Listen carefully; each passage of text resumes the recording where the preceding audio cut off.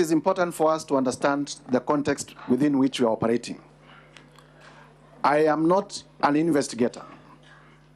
And the law under Article 94, Article 95 does not make a member of Parliament, the National Assembly or Senate, an investigator.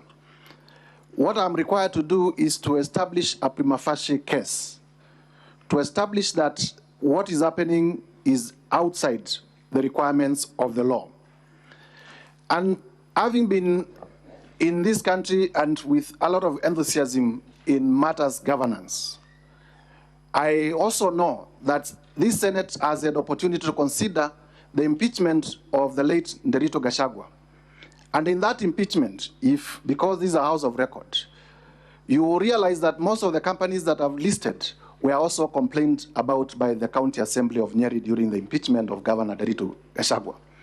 And the complaint was specifically that there was a brother to the late governor, and the brother is one Rigathi Gachagua, who was doing all the business in Nyeri County. And from that basis, therefore, I needed to expound to find out what these companies that had been complained about during that impeachment, what these companies that had been complained about in the Esther Minor decision in terms of money laundering had to do with the Deputy President and the things that I'm alleging against him. And it is on that basis that I listed these companies. I want to invite members of this Senate to also know that in doing this, it is not just about the direct evidence. It is also about the circumstantial evidence.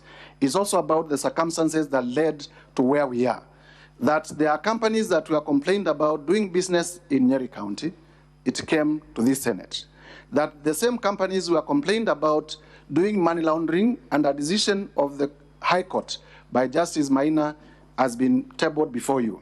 And today, we are complaining that the same companies are helping to do corruption and money laundering. And that's the reason why we bring those companies. Please notice